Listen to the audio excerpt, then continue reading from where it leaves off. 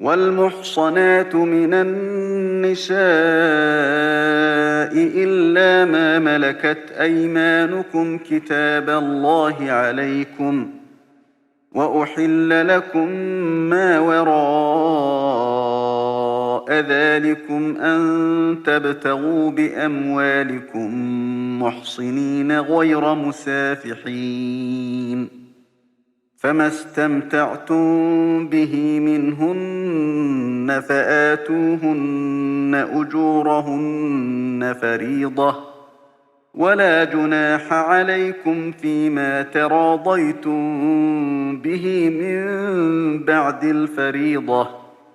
إن الله كان عليما حكيما. ومن لم يستطع منكم طولا أن ينكح المحصنات المؤمنات فمما ملكت أيمانكم من فتياتكم المؤمنات، والله أعلم بإيمانكم، بعضكم من بعض، فانكحوهن بإذن أهلهن وآتوهن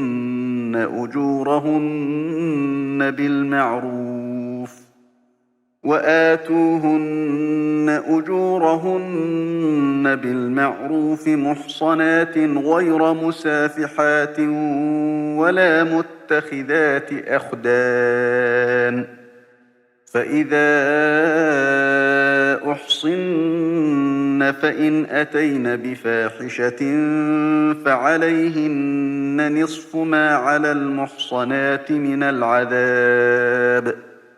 ذلك لمن خشي العنة منكم، وأن تصبروا خير لكم، والله غفور رحيم.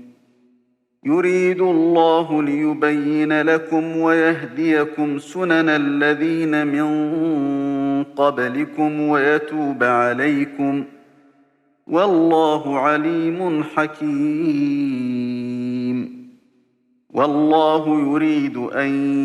يتوب عليكم ويريد الذين يتبعون الشهوات أن تميلوا ميلا عظيما. يريد الله أن يخفف عنكم، وخلق الإنسان ضعيفا. يا أيها الذين آمنوا لا تأكلوا أموالكم بينكم بالباطل إلا أن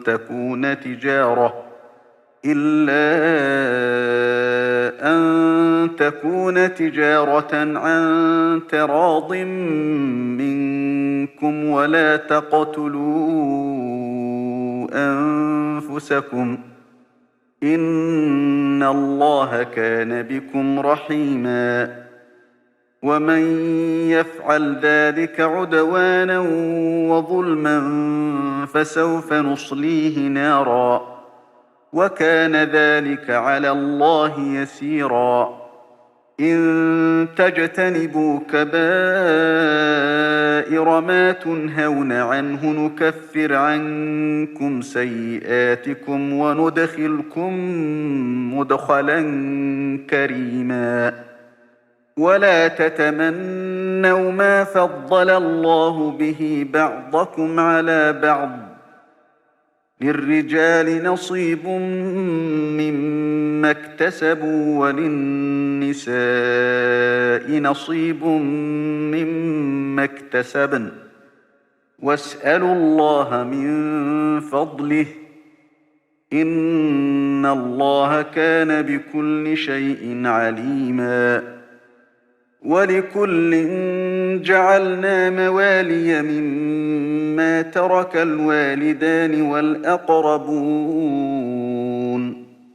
والذين عقدت أيمانكم فآتوهم نصيبهم، إن الله كان على كل شيء شهيدا. الرجال قوامون على النساء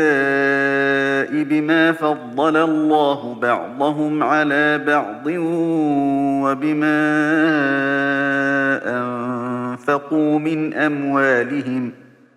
فالصالحات قانتات حافظات للغيب بما حفظ الله، واللاتي تخافون نشوزهن فعظوهن واهجروهن في المضاجع واضربوهن، فإن أطعنكم فلا تبغوا عليهن سبيلا، إن الله كان عليا كبيرا. وإن خفتم شقاق بينهما فابعثوا حكما من أهله وحكما من أهلها إن يريدا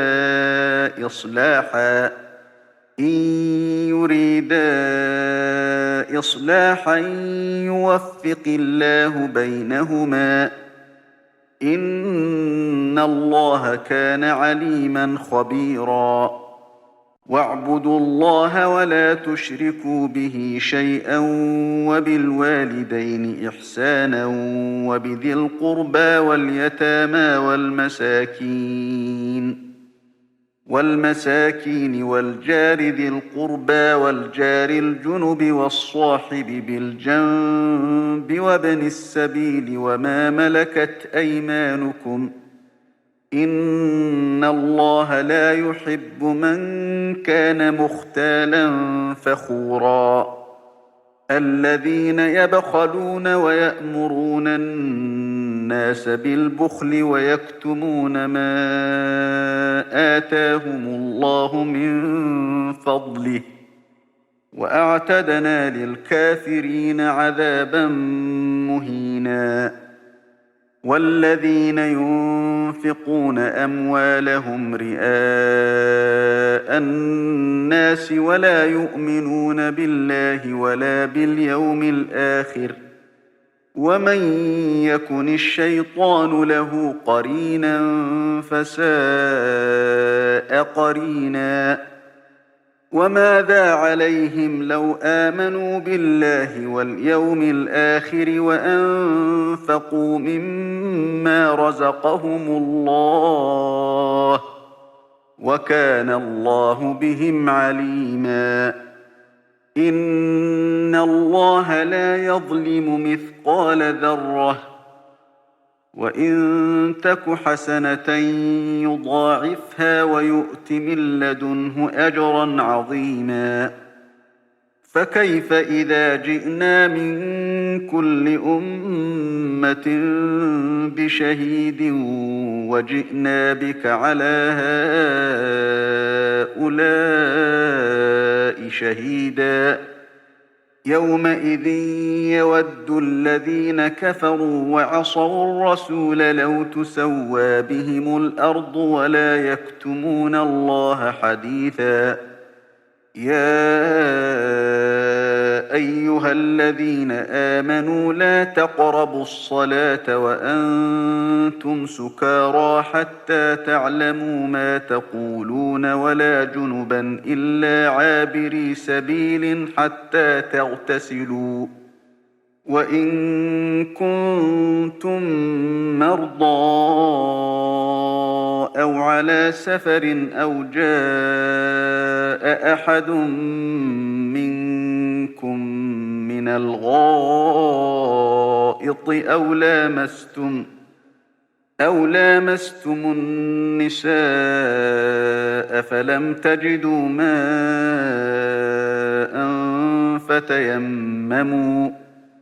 فتيمموا صعيدا طيبا فامسحوا بوجوهكم وأيديكم، إن الله كان عفوا غفورا. ألم تر إلى الذين أوتوا نصيبا من الكتاب يشترون الضلالة ويريدون أن تضلوا السبيل والله أعلم بأعدائكم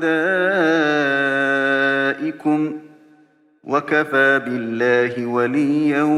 وكفى بالله نصيرا من الذين هادوا يحرفون الكلم عن مواضعه ويقولون سمعنا وعصينا واسمع غير مسمع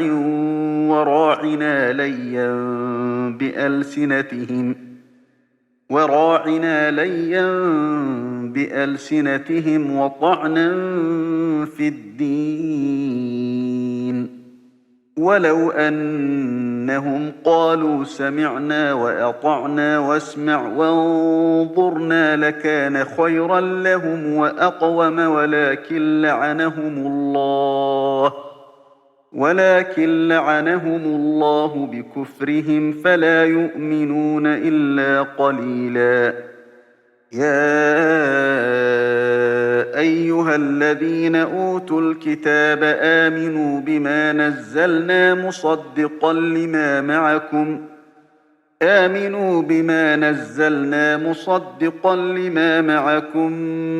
من قبل أن نطمس وجوها فنردها على أدبارها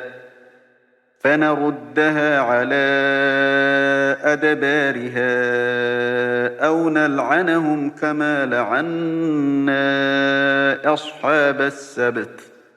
وكان أمر الله مفعولا إن الله لا يغفر أن يشرك به ويغفر ما دون ذلك لمن يشاء ومن يشرك بالله فقد افترى إثما عظيما ألم تر إلى الذين يزكون أنفسهم بل الله يزكي من يشاء ولا يظلمون فتيلا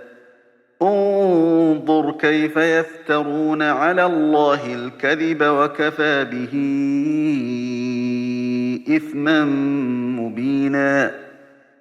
ألم تر إلى الذين أوتوا نصيبا من الكتاب يؤمنون بالجبت والطاغوت ويقولون للذين كفروا هؤلاء أهدى من الذين آمنوا سبيلا أولئك الذين لعنهم الله ومن يلعن الله فلن تجد له نصيرا أم لهم نصيب من الملك فإذا لا يؤتون الناس نقيرا أم يحسدون الناس على ما آتاهم الله من فضله فقد آتينا آل إبراهيم الكتاب والحكمة وآتيناهم ملكا عظيما فمنهم من آمن به ومنهم من صد عنه وكفى بجهنم سعيرا إن الذين كفروا بآياتنا سوف نصليهم نارا كلما نضجت جلودهم بدلناهم جلودا غيرها ليذوقوا العذاب إن الله كان عزيزا حكيما والذين آمنوا وعملوا الصالحات سندخلهم جنات تجري من تحتها الأنهار خالدين فيها أبدا لهم فيها أزواج مطهرة وندخلهم ظلا ظليلا إن الله يأمركم أن تؤدوا الأمانات إلى أهلها وإذا حكمتم بين الناس أن تحكموا بالعدل إن الله نعم يعظكم به إن الله كان سميعا بصيرا يا أيها الذين آمنوا أطيعوا الله وأطيعوا الرسول وأولي الأمر منكم فإن تنازعتم في شيء فردوه إلى الله والرسول إن كنتم تؤمنون بالله واليوم الآخر ذلك خير وأحسن تأويلا ألم تر إلى الذين يزعمون أنهم آمنوا بما أنزل إليك وما أنزل من قبلك يريدون أن يتحاكموا إلى الطاغوت وقد أمروا أن يكفروا به ويريد الشيطان أن يضلهم ضلالا بعيدا وإذا قيل لهم تعالوا إلى ما أنزل الله وإلى الرسول رأيت المنافقين يصدون عنك صدودا فكيف إذا أصابتهم مصيبة بما قدمت أيديهم ثم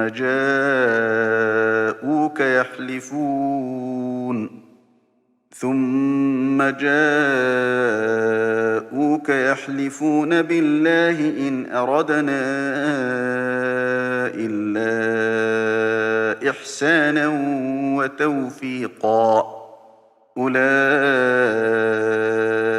الذين يعلم الله ما في قلوبهم فأعرض عنهم وعظهم وقل لهم في أنفسهم قولا بليغا وما أرسلنا من رسول إلا ليطاع بإذن الله ولو أنهم إذ ظلموا أنفسهم جاءوك فاستغفروا الله واستغفر لهم الرسول لوجدوا الله توابا رحيما فلا وربك لا يؤمنون حتى يحكموك فيما شجر بينهم ثم لا يجدوا في أنفسهم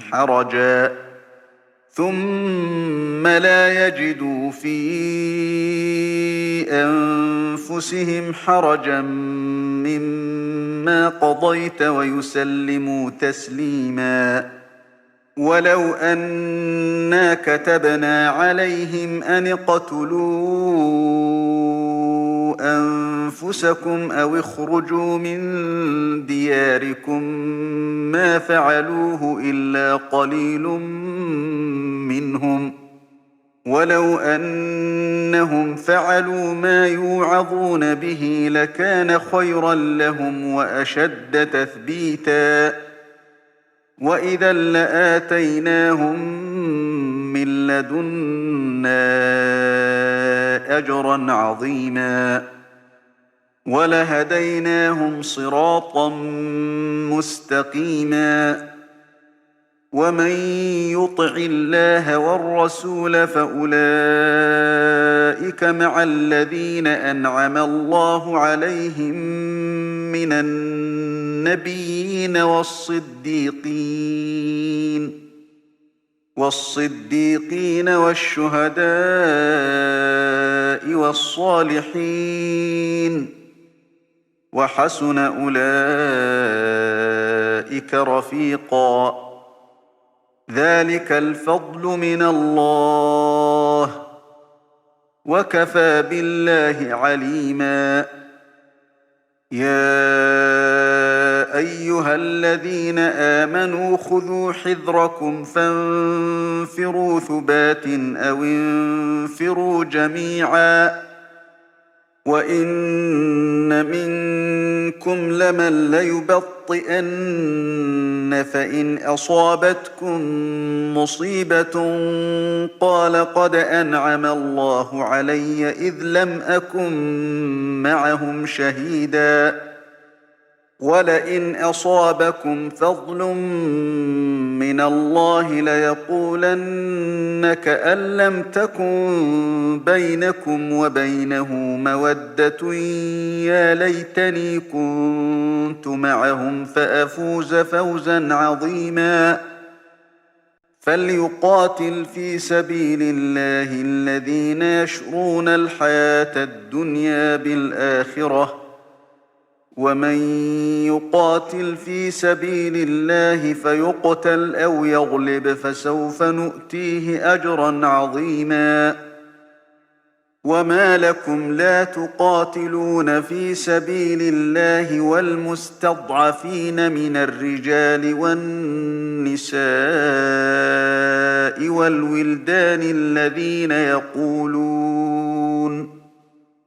والولدان الذين يقولون ربنا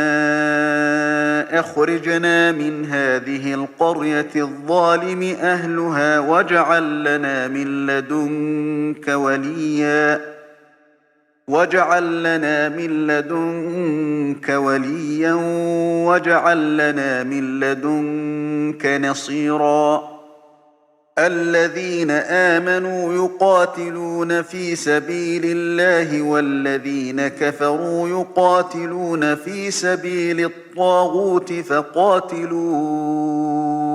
أولياء الشيطان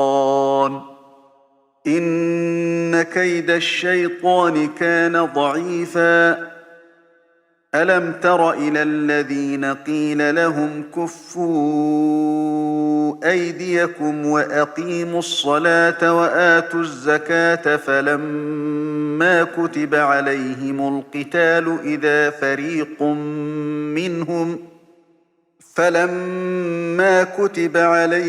القتال إذا فريق منهم يخشون الناس كخشية الله أو أشد خشية وقالوا ربنا لم كتبت علينا القتال لولا أخرتنا إلى أجل قريب قل متاع الدنيا قليل والآخرة خير لمن اتقى ولا تظلمون فتيلا أينما تكونوا يدرككم الموت ولو كنتم في بروج مشيدة وإن تصبهم حسنة يقولوا هذه من عند الله وإن تصبهم سيئة يقولوا هذه من عندك قل كل من عند الله فما لهؤلاء القوم لا يكادون يفقهون حديثا ما أصابك من حسنة فمن الله وما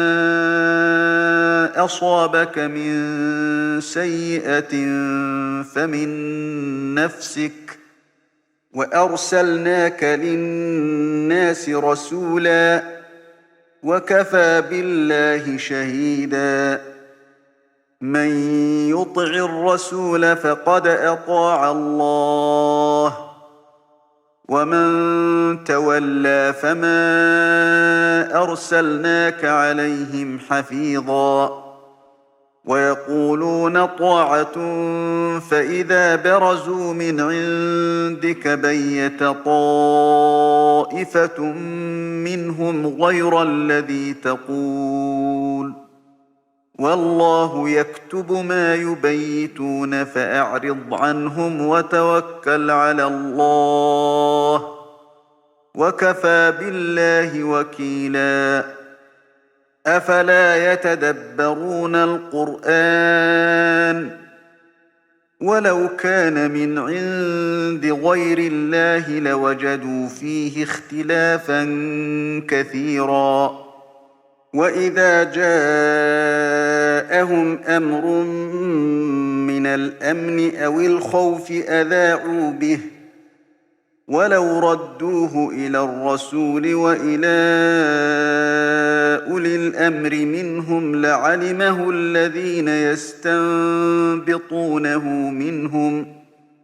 ولولا فضل الله عليكم ورحمته لاتبعتم الشيطان إلا قليلا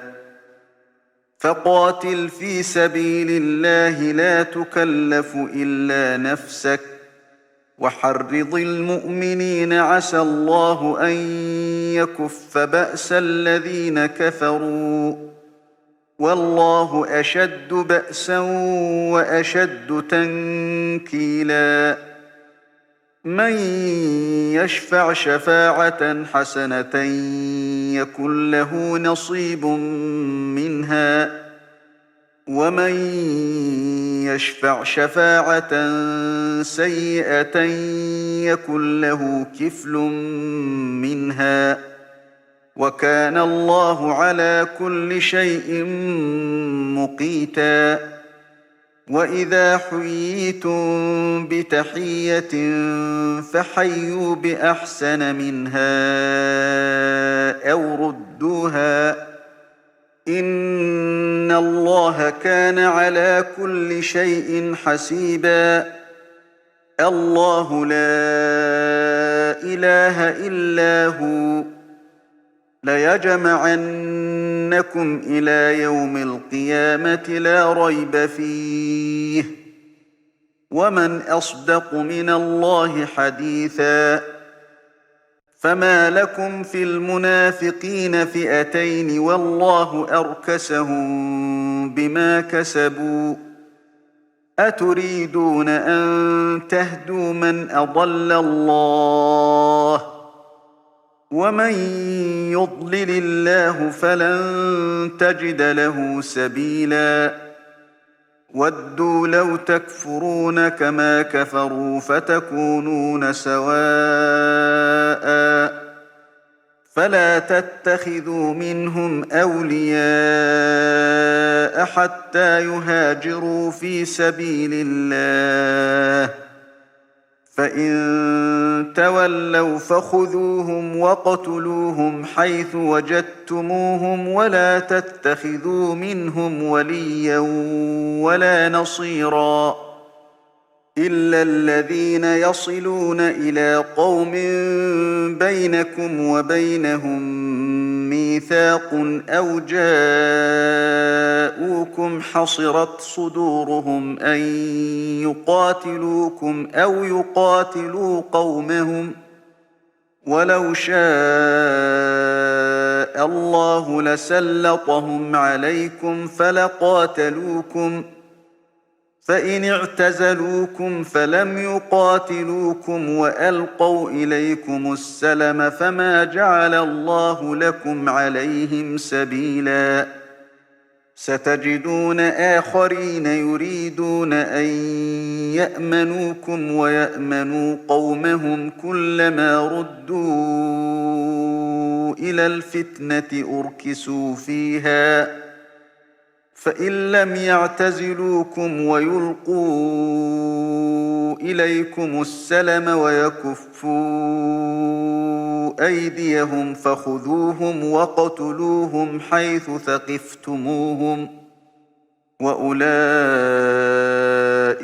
جعلنا لكم عليهم سلطانا مبينا وما كان لمؤمن أن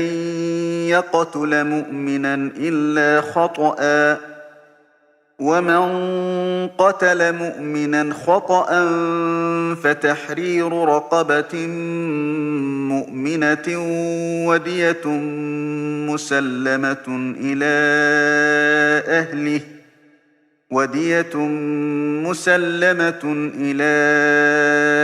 أهله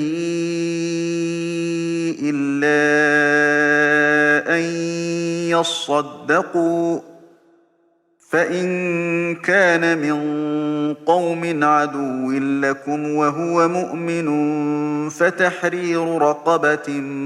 مؤمنة وإن كان من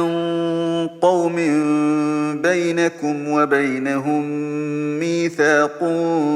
فدية مسلمة إلى أهله وتحرير رقبة مؤمنة فمن لم يجد فصيام شهرين متتابعين توبة من الله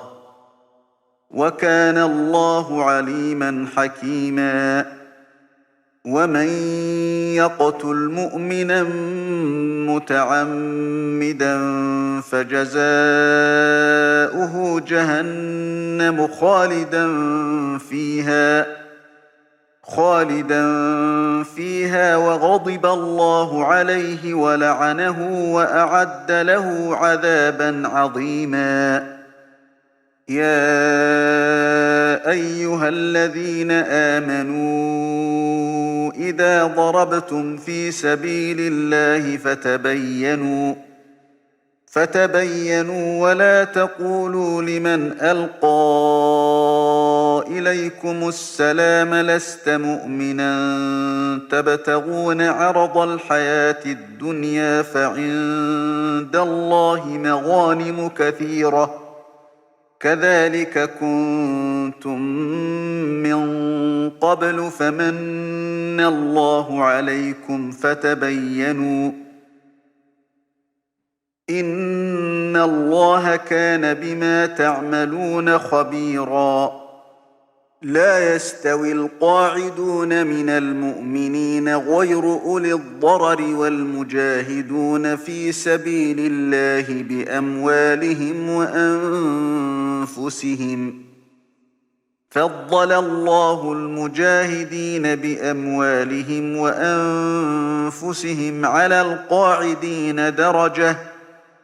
وكلا وعد الله الحسنى وفضل الله المجاهدين على القاعدين أجرا عظيما درجات منه ومغفرة ورحمة وكان الله غفورا رحيما إن الذين توفاهم الملائكة ظالمي أنفسهم قالوا فيم كنتم قالوا كنا مستضعفين في الأرض قالوا ألم تكن أرض الله واسعة فتهاجروا فيها فأولئك مأواهم جهنم وساءت مصيرا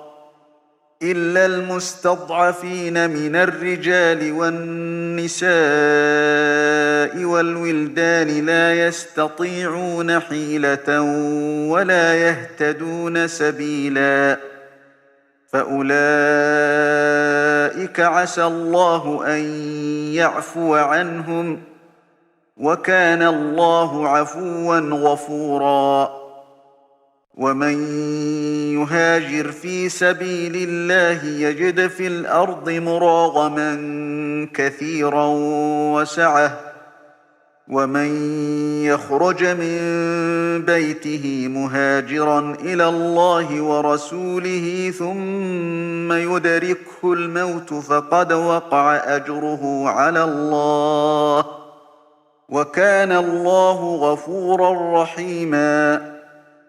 وإذا ضربتم في الأرض فليس عليكم جناح أن تقصروا من الصلاة إن خفتم أن يفتنكم الذين كفروا إن الكافرين كانوا لكم عدوا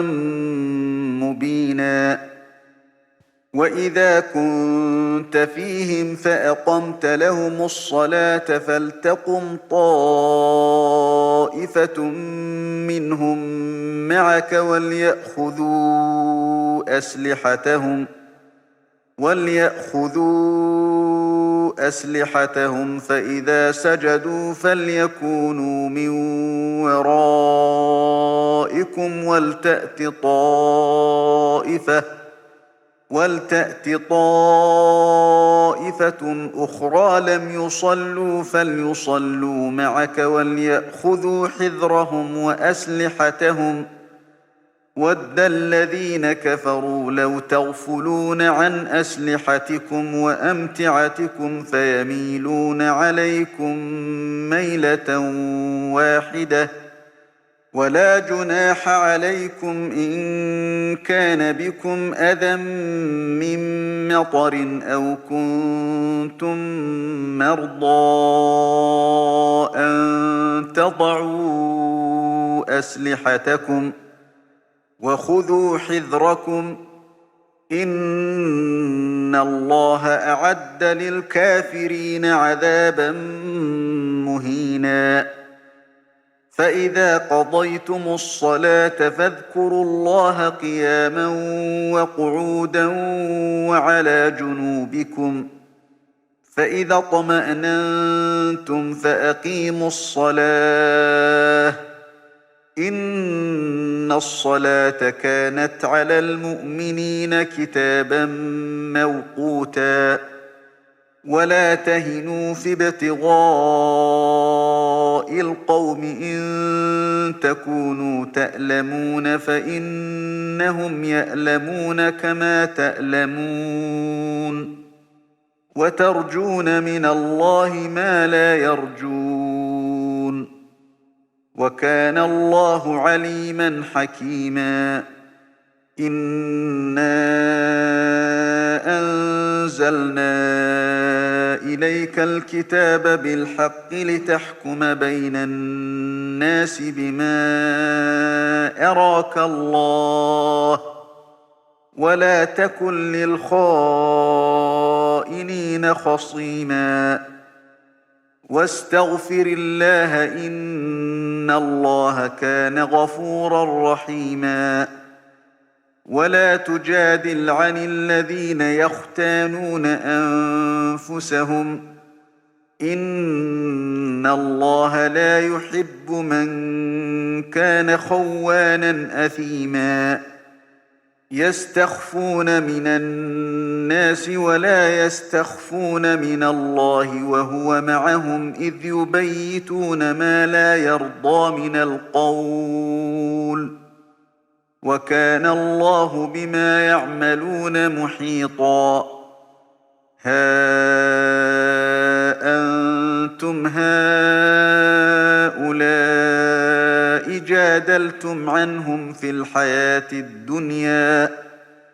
جادلتم عنهم في الحياة الدنيا فمن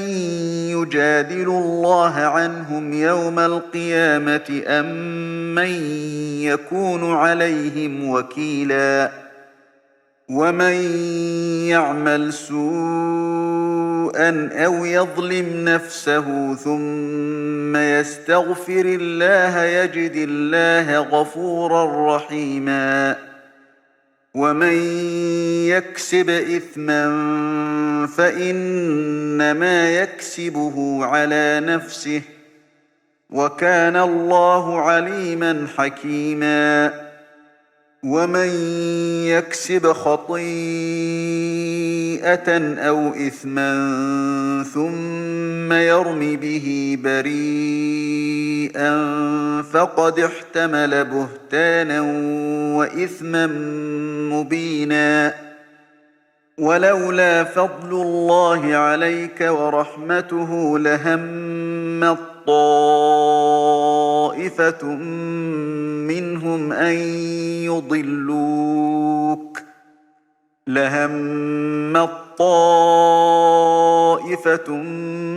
منهم أن يضلوك وما يضلون إلا أنفسهم وما يضرونك من شيء وأنزل الله عليك الكتاب والحكمة وعلمك ما لم تكن تعلم وكان فضل الله عليك عظيما لا خير في كثير من نجواهم إلا من أمر بصدقة أو معروف أو إصلاح بين الناس ومن يفعل ذلك ابتغاء مرضات الله فسوف نؤتيه أجرا عظيما ومن يشاقق الرسول من بعد ما تبين له الهدى ويتبع غير سبيل المؤمنين نوله ما تولى ونصله جهنم وساءت مصيرا إن الله لا يغفر أن يشرك به ويغفر ما دون ذلك لمن يشاء ومن يشرك بالله فقد ضل ضلالا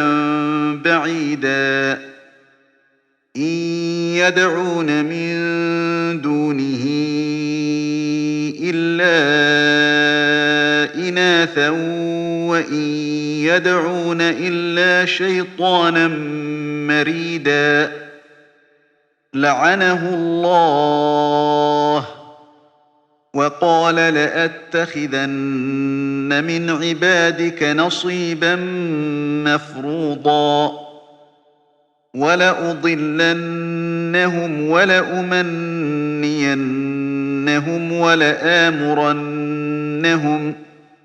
ولآمرنهم فليبتكن آذان الأنعام ولآمرنهم فليغيرن خلق الله ومن يتخذ الشيطان وليا من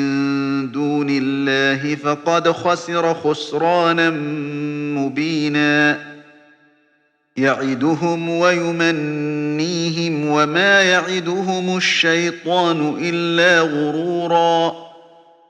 أولئك مأواهم جهنم ولا يجدون عنها محيصا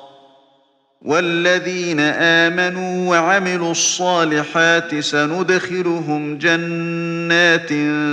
تجري من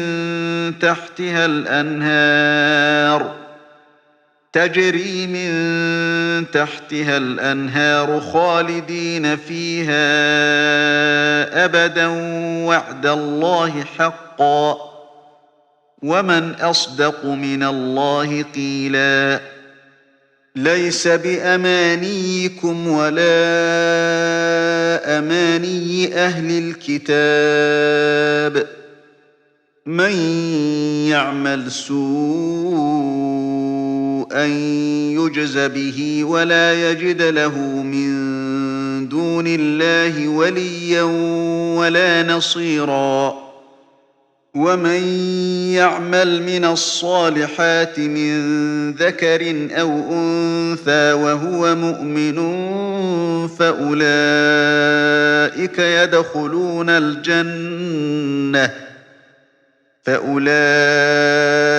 يدخلون الجنة ولا يظلمون نقيرا ومن أحسن دينا ممن أسلم وجهه لله وهو محسن واتبع ملة إبراهيم حنيفا واتخذ الله إبراهيم خليلا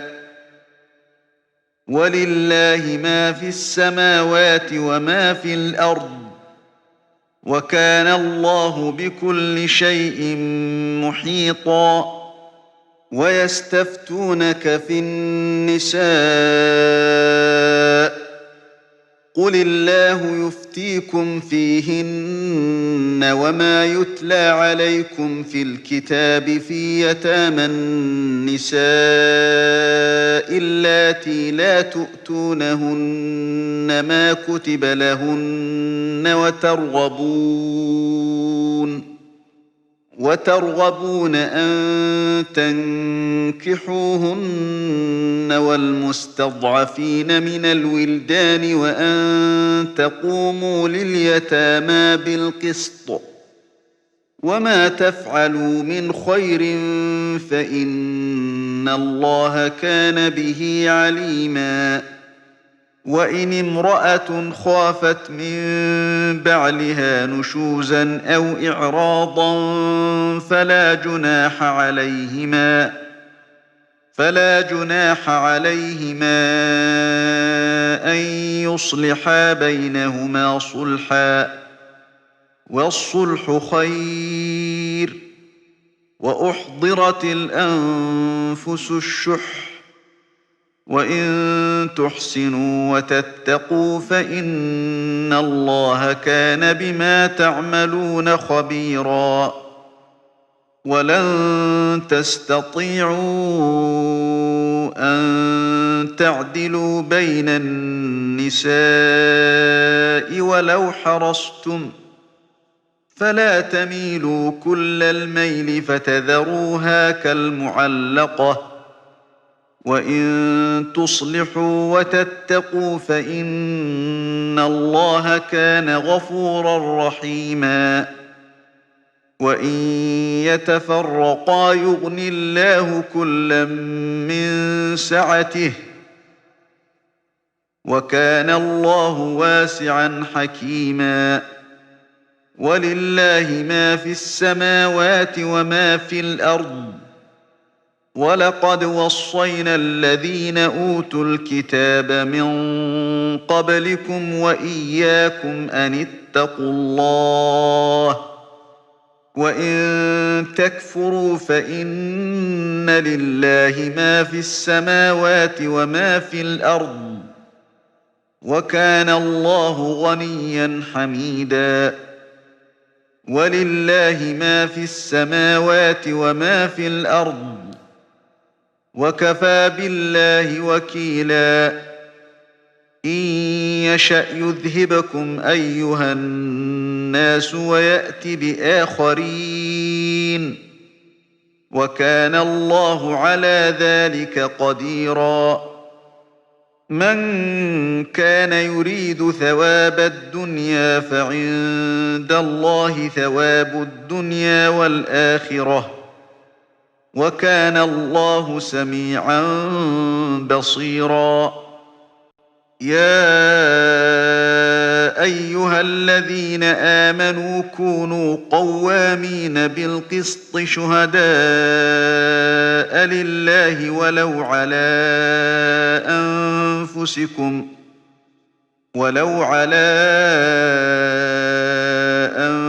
أنفسكم أو الوالدين والأقربين إن يكن غنيا أو فقيرا فالله أولى بهما فلا تتبعوا الهوى أن تعدلوا وإن تلووا أو تعرضوا فإن الله كان بما تعملون خبيرا يا أيها الذين آمنوا بالله ورسوله والكتاب الذي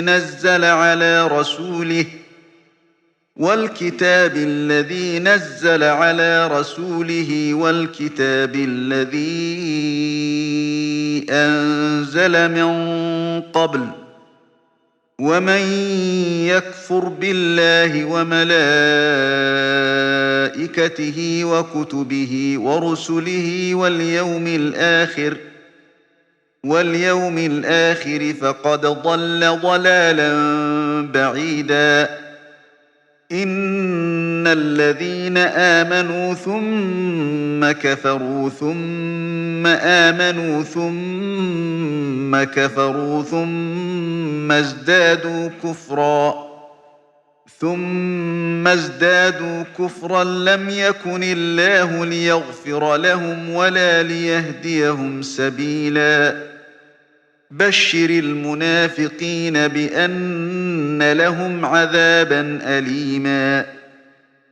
الذين يتخذون الكافرين أولياء من دون المؤمنين أيبتغون عندهم العزة فإن العزة لله جميعا وقد نزل عليكم في الكتاب أن إذا سمعتم آيات الله يكفر بها ويستهزأ بها فلا تقعدوا معهم حتى يخوضوا في حديث غيره إنكم إذا مثلهم إن الله جامع المنافقين والكافرين في جهنم جميعا الذين يتربصون بكم فإن كان لكم فتح من الله قالوا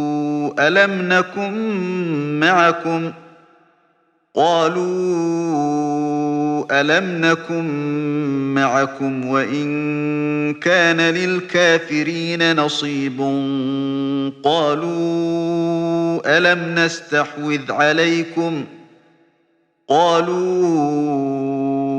ألم نستحوذ عليكم ونمنعكم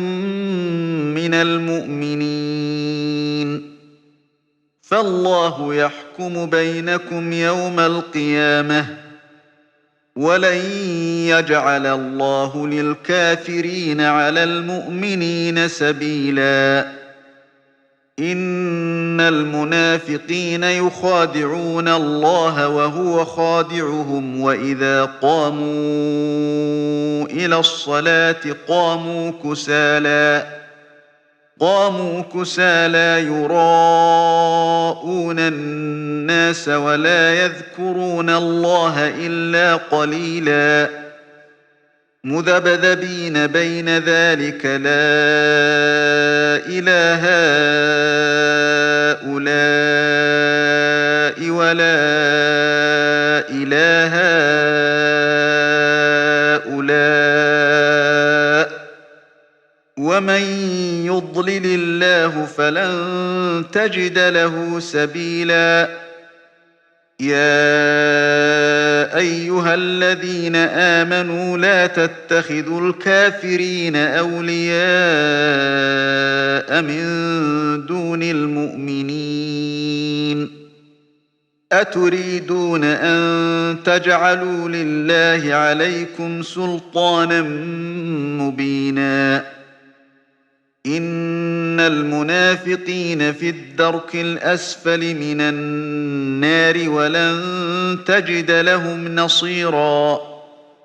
إلا الذين تابوا وأصلحوا واعتصموا بالله وأخلصوا دينهم لله فأولئك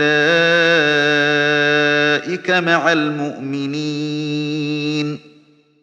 وسوف يؤتي الله المؤمنين أجرا عظيما ما يفعل الله بعذابكم إن شكرتم وآمنتم وكان الله شاكرا عليما